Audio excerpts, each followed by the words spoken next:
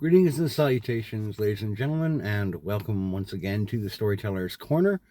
I'm your host, Joshua T Calkins-Treworgy, also known as Byron of Sidious. AI art.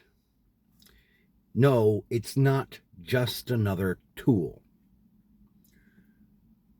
I don't have a great deal of schedule flexibility, and while I would love to engage in this series of questions and observations in the form of a conversation, particularly with a couple of folks who are pronounced advocates for the implementation, deployment, and usage of AI programs in the artistic realm or arena. I seldom have the opportunity, for one, and for two, well, not to make too fine a point of it, but I am a relative nobody. Okay? Always been a small channel. Never been a very influential person. And the two people who I would love most to have this conversation with, I doubt would actually give me the time of day to pose these questions to them in any kind of actual sit down. So I'll make this video, make the observations, and tag them. If they choose to respond, excellent. If they don't, what else can I expect? For starters, it might be helpful to anyone who chooses to engage with this conversation on a personal level with me to have an appreciation or understanding of where I'm coming from. And that would be most applicable if they were to read through my paper on the subject referred to or known as Dreams and Nightmares in Carbon and Silicone. This article is available for free reading on my X/Twitter feed or my Substack, and I will link that below. Of the groups for the conversation, I would mark myself as a member of the subgroup Team People, which is in the anti-AI camp, but is the least hostile of the anti-AI groups under that banner. For starters, I'd like to knock down the common and false comparison to buggy makers when the automobile came on the scene. This is something I see frequently bandied about on X and on YouTube or Rumble or wherever else the conversation comes in, including on Substack. People will come up and say, well, people thought that photography was going to completely displace illustrators and painters and art, but it didn't. And then they will say, well, look at, the horse and buggy makers. When the automobile came along, their skills were no longer needed due to efficiency. But they overlook the fact that cars improved the quality of life for all peoples, and they offered the creation of an entire fleet of jobs to float the production and growth of an entire industry. AI prompt writers are not creating skilled labor jobs. They're only creating data center engineers and maintenance staff. They do not make new artists. Second point to make. The most staunch advocates in favor of AI art seem unwilling or unable, largely, to address in good faith the verified fact that these image generation programs train, quote unquote, on the works of human artists, none of whom consented to or could have foreseen that their endeavors would go on to be stolen and repurposed for the financial gain of tech companies selling the idea of artistic democratization while smuggling in self-inserted graft and self-interested graft. A handful of these AI-heavy creators, they are financially benefiting off of the backs of works of other people with hardly a care or concern.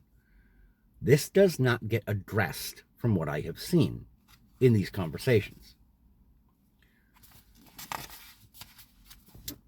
Third point. Some few AI-heavy creators raise a valid point.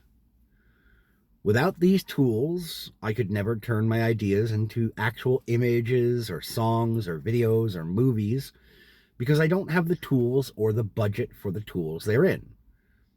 This is an argument stemming from facing a barrier to entry that some arts genuinely present to people who have the heart and the creative integrity and ingenuity to create, but lack either the resources or the innate talent. Someone could have a great ear for music, but be generally tone deaf, incapable of playing a chord, but they have good ideas, concepts, but they fall short in the execution for reasons X, Y, or Z. And I am somewhat amenable to that argument. I have a degree of empathy for that perspective. That's why I'm team people, not completely anti-Luddite or people for humanity first.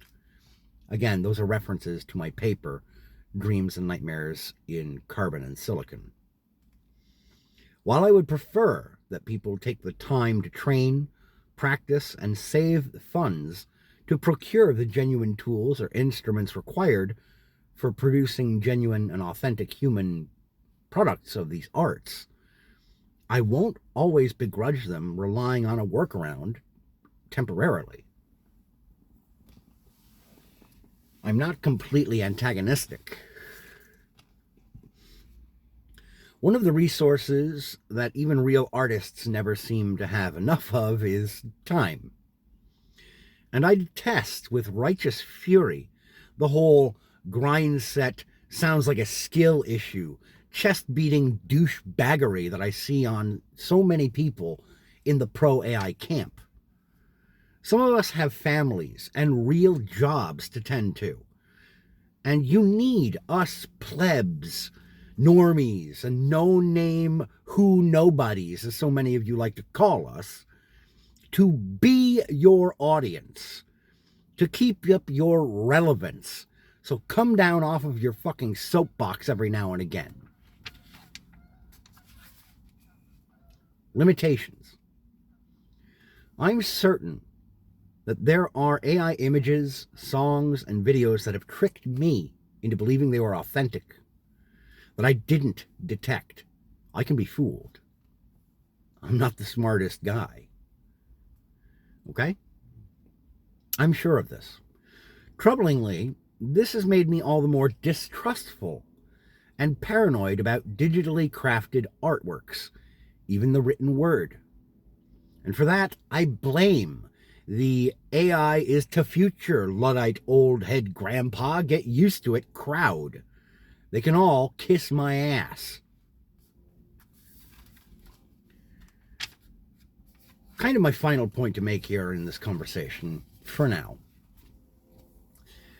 The Ouroboros of human surrender.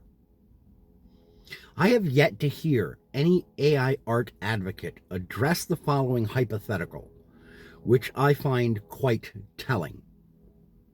We know that these programs operate by taking previously input human efforts and artworks to train on, utilizing metadata, text prompt input analysis, and references hard-coded into the database during the architecture building. They start out just fine. But this is where we have to enter into the concept of model collapse, wherein AI programs increasingly relying on self-referential material and inbred sets for input. They start producing garbled, nonsensical, and generally useless tripe. It's like taking a photocopy of a photocopy of a photocopy of a photocopy. The image ultimately just degrades. Coupling this with intentional human data poisoning, or data claymores as they are sometimes dubbed, model collapse is entropy accelerated to an unfathomable pace. Oh, there will always be human artists to do input to train on, some will counter. But will there? How precisely are you going to keep people motivated to continue feeding a system designed and deliberately aimed at ripping them off, reducing their efforts to meaninglessness? And I don't just mean financial meaninglessness, without any kind of material, tangible incentive. These people are going to see themselves feeling like they have no reason to try. Some artistically inclined persons will persevere for a long time, undoubtedly. Sure, there are always those folks. I've been at it since 2007, close to 30 books under my name. But I suck at marketing and self-promotion, so that's a big hole in my shield. But artists have an inordinately high tendency to be sensitive souls. Most of them, faced with the retorts of, well, it's inevitable, or sounds like a skill issue, they're eventually going to throw in the towel and surrender in mass droves. The human spirit needs beauty with meaning to flourish. And these programs are the definition of soulless. I really would like to hear a perspective from someone who is staunchly pro-AI to address these concerns. Because I'm only human myself, and guess what? I could be wrong. It's not about ego or money. The dismissal of those who quit in the face of the AI deluge relies often, from what I've seen, on accusing the anti-AI crowd entirely of exposing themselves as being envious, jealous, or greedy. It has not yet addressed the genuine concern here, however, of demoralization. Artists who shape messages and symbolic expression to convey timeless ideals, they will be further convinced of leftist, anti-capitalist ideas, against which many of them are already vulnerable due to trait open-mindedness and agreeability. This last bit observed by many clinical psychologists, including famously Dr. Jordan B. Peterson. There's already a dearth of right-inclined or true neutral artists. AI art will only further shrink this already vanishingly small cohort. What is the response to that? I don't know. I'm not sure how to address these things myself. I don't have solutions. That's why I'm asking these questions and making these observations. Because I have faith that someone smarter than I am, and there's plenty of them, possibly even people who I tag this to address, will hopefully have an answer to these concerns. If they don't, I certainly hope that we can try to work together to find those answers or figure this out together. That's all for me for now, ladies and gentlemen. I gotta get in and get clocked in to head to work. Thank you for tuning in. Thank you for listening. I ask that you take care of yourselves, and as always, keep reading.